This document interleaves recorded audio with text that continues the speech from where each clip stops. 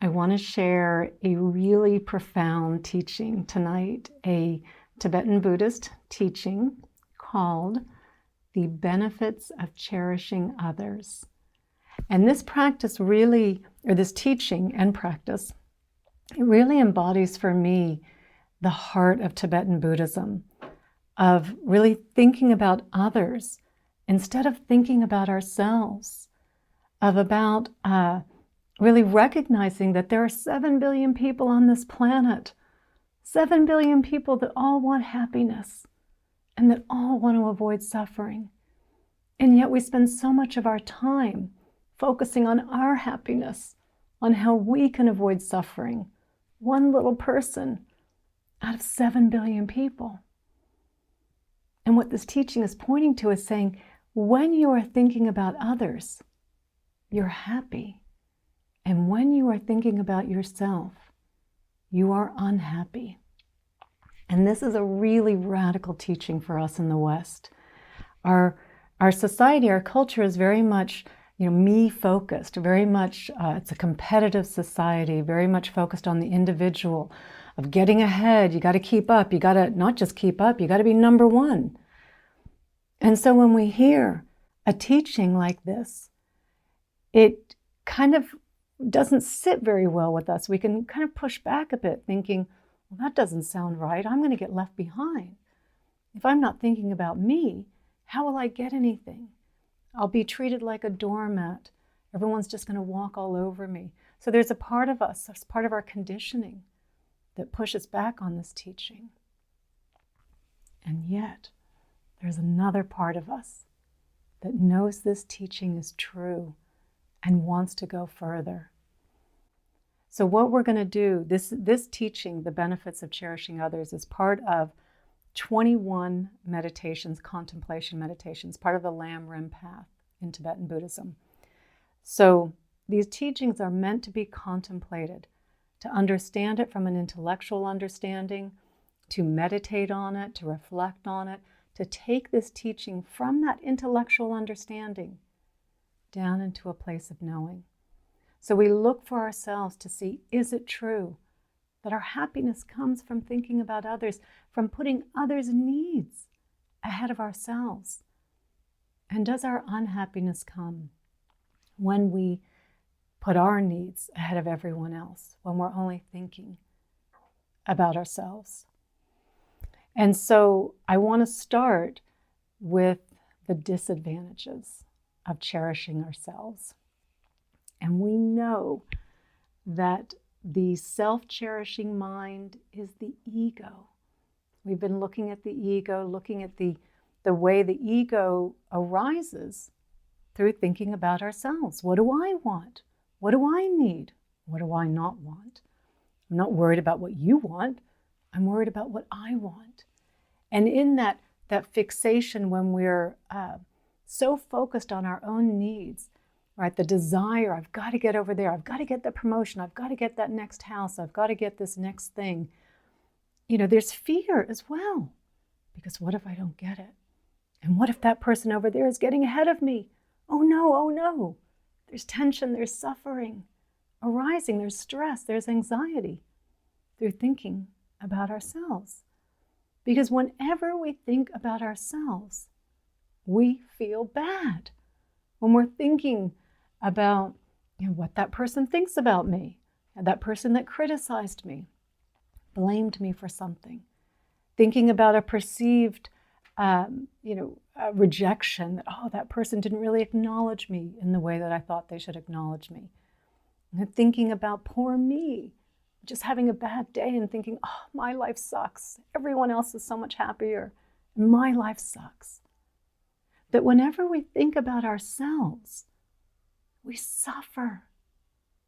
There's absolutely not one situation where you can be thinking about yourself that you are not creating tension and dissatisfaction and feelings of unworthiness, of being disconnected, of feeling unlovable when we think about ourselves. And so while the self-cherishing mind is, of course, always pointing us outwards, going, no, it's their fault. It's what they did over there. They're the problem. It's not you. What this teaching is asking us to do is to say, look further. Look beyond where your ego is pointing. Look beyond where your self-cherishing mind is pointing. What's really going on here? Where is the suffering really coming from? You're cherishing yourself. You're just thinking about yourself. And while it feels kind of constructive, it feels like maybe you're doing something useful, all you're doing is creating a lot of suffering. You're not doing anything to make your situation better. You're just creating more suffering. And so this is what we need to look at. This is what we are being asked to look at in this teaching. Is it true? When you cherish and think about yourself, how do you feel? Look at that for yourself. And so if we then go to the other side, well, okay, cherishing others, how does that look? And I would caution us in the beginning of this teaching. We do have to be careful. The first time I heard this teaching was the very first teaching I heard when I started practicing Tibetan Buddhism. And I thought, this is amazing. I'll think about other people and I'll just be happy all the time. This is great. But it wasn't really based on a lot of wisdom at that time.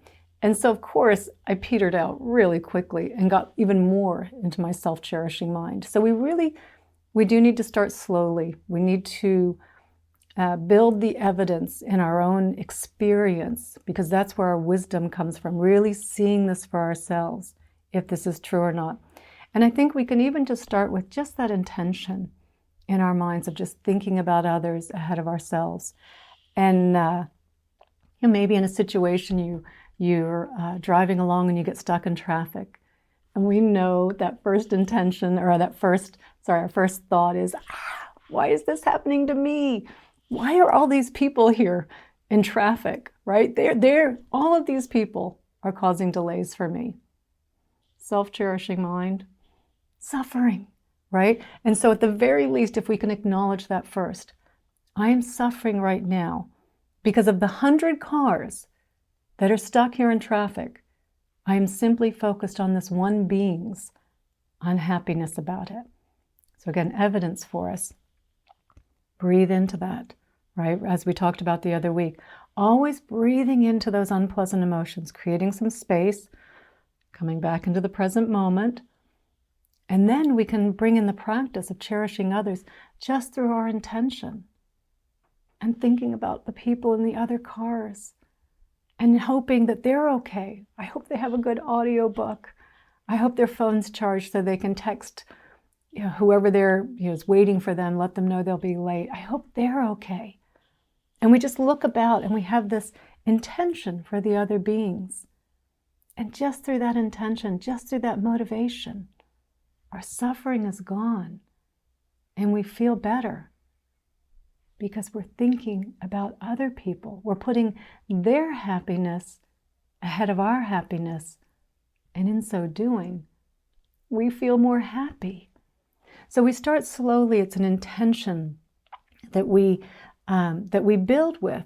And maybe then the next time it's something like you're cutting a piece of cake. You're cutting some cake for you and a friend. And once you've cut the slices, you realize one's a little bit bigger. And that self-cherishing mind comes in and thinks, oh, I want to have the big piece. And you remember the benefits of cherishing others and you think, I'm going to give them the big piece. Because you notice that tension that arose in thinking, I want the big piece.